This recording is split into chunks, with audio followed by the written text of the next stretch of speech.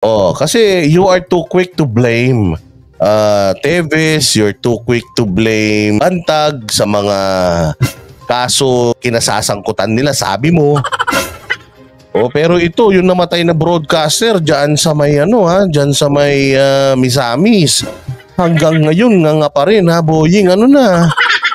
Sabi mo, ayusin mo to, na.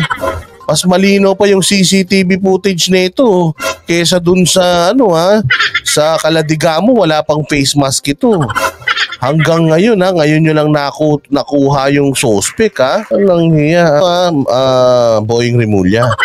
Nananawagan kami sa iyo kasi masyado kang tahimik ngayon.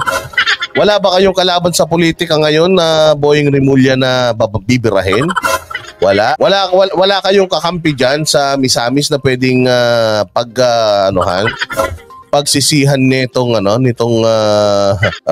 namatay na to dyan sa Misamis. Kung nagtatanong lang po ay Marifel del Mundo, kapag kasi Teves, ang bilis-bilis lahat ng intel, pati intel sa ibang bansa, alam mo. Pero pagdating dito sa broadcaster na to, wala. Oo, hindi ka makausap. Lahat ng pagtungkol kay Bantag, tapos gusto mo pang pakasuhan yung Banateros Brothers, itong mga kriminal na to, hanggang ngayon wala pa. Oo, sabi nga ni Olrak, wala silang mapapakinabangan kay Sir Johnny Walker. Naku, wag naman ganun. Akala ko ba pangkalahatan kayo? Bakit parang parang tropa nyo lang yung mga nakakatanggap ng hostisyang ewan Wala bang fall guy dito? Mahirap? Wala kayong tropa pits dito? Masyado kayong busy kay Dilima, sabi ni Gayas Reaction Sobrang busy nyo kay Dilima, tsaka sobrang busy nyo sa pagpapakulong kay Duterte Sila nagsabi, hindi ako. Binasa ko lang. Ayan sabi nito ni busy daw sila para makapapakulong hindi naman siguro. Kay Bantag, 99% sold. Yung kay Teves, 99% sold. Ito, whole of the nation approach din dapat to. Media to Panay pa naman ang pamedya mo. Wala kayong mga utang na loob sa media Araw-araw ka na nagpapamedya, may namatay na media, wala ka pang nagagawa O kaya Boying, gising-gising dapat matapos na to. Ito naman, yung mga sundalo na 10 na mga special action, may helicopter pa na ginamit, nahuli nyo. Ito sa motor daw, 3 lang silang sakay, hindi nyo pa mahuli. Ay nako Boying, puro kayo sitting pretty kayo dyan. O kayo Teves, kausapin yung presidente ng Timor-Leste para mapauwi si Teves. Puro ka Teves, ito namatay din to. Live pa habang naka-live siya sa kanyang social media tsaka sa radyo. Pumasok din to sa bahay. Di ba? Karumal-dumal talaga to. Isa lang ang namatay pero karumal-dumal yan. PWD pa yan. Boying, ano ba yan? Paano naman sakali, sir Baka sakali, pwede ba? Pasikat ka naman. Pasikat ka naman dito sa kaso na to. Hindi yung puro ka lang kay Teves nagpapasikat tsaka kay Bantag baka naman magagalit ka na naman sa akin Naghahanap lang kami ng trabaho sinusweldohan ka namin Laki-laki ng buwis namin, swelduhan namin kayo, naghahanap lang kami ng output. Puro kayo interview output lang ang meron kayo Pa-play natin to. Nahuli na daw. Tingnan nga natin. Naaresto ng mga pulis ang isa sa mga posibleng suspect sa pagpatay sa radio DJ sa Misamis Occidental na si Juan Humalot o alias DJ Johnny Walker. Sa isang buy-bust operation, nahuli ang suspect na sangkot umano sa pamaril. Buy-bust? Buy-bust? So, bumili kayo ng drugs, gano'n? Ano to? Pabiling drugs. Nung may mark money, nakuha yung mark money. Tapos paghuli, ikaw ang pumatay dun sa DJ. Ganun ba yun? Yung ba mga sundalo na sinasabi nyong tumrabaho kay Governor Digamo, buy-bust din nyo? Buy-bust ba yun? Hindi, di ba nahanap nyo? Sobrang galing nyo. Bakit ito buy-bust? Ano ba naman, are? Isang municipal engineer noong October 2023. Pinaniniwala ang sangkot din siya sa kaso ni DJ Johnny Walker dahil nag-match sa ballistic at cross-matching examination ng mga basyo ng bala mula sa bahay ng DJ sa kaso naman ng engineer. Ay kay PNP spokesperson Police Colonel Jean Fajardo, ang suspect sa kaso ng engineer ay posibleng isa sa dalawang unidentified suspects sa kaso ni Humalot. Maaaring ito raw ang lookout ng mangyari ang krimen. Ano?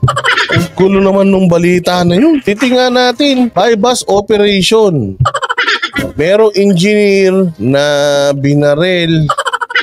Tapos, nag-match yung baril, yung bala doon sa bala na pumatay sa engineer dito sa radyo. Tapos, walang mukhang pinakita. Walang mukhang pinakita. Di ba meron kayong cartographic sketch na kamukha nung hepe dyan sa Misamis? Yung sketch nung ba't hindi nyo ipakita kung kamukha nun?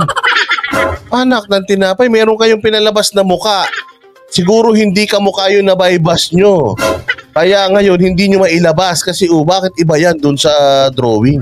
Ang tinapay naman to. Ang tinapay naman talaga. Ulitin nga natin yung balita. Yung balita parang bulbul na, na kinamot. So walang, nalito rin ako. Inaantok na nga ako, nawala yung antok ko dahil, bypass operation. Yung engineer, yung baril, yung sa engine, anak ng tinapay. Hayop talaga naman, Naaresto ng mga pulis ang isa sa mga posibleng suspect sa pagpatay sa radio DJ sa Misamis Occidental na si Juan Humalon o alias DJ Johnny Walker. Sa isang bypass operation, nahuli ang suspect na sangkot umano sa pamaril sa isang municipal engineer noong October 20. Bypass operation. Bypass. Di ba pag bypass, bibili ka ng something. Tapos pagbili mo, you bust them. Alam mo yun?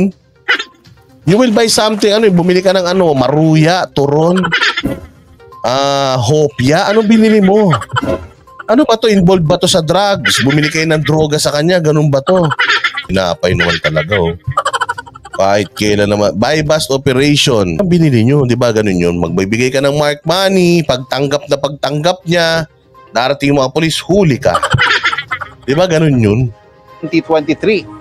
Pinaniniwala ang sangkot din siya sa kaso ni DJ Johnny Walker dahil nag-match sa ballistic at cross-matching examination ng mga basyo ng bala mula sa bahay ng DJ sa kaso naman ng engineer.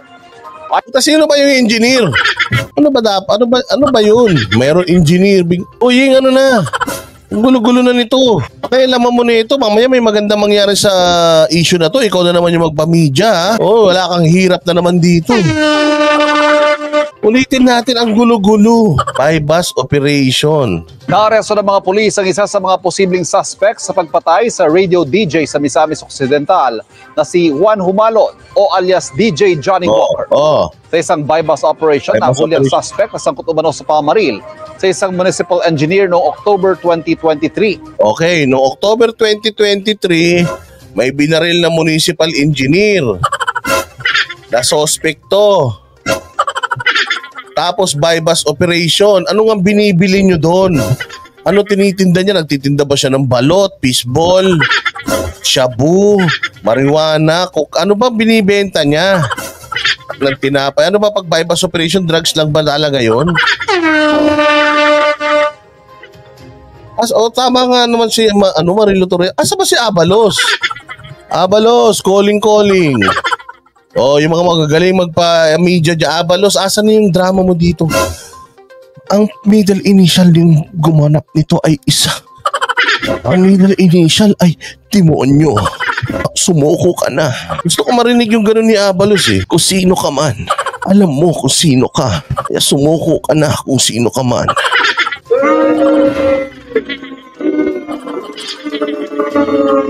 Kung sino ka man, alam mo kung sino ka. Sumuko ka na kasi kung hindi ka susuko, si Tebes ang may kasasalanan nito.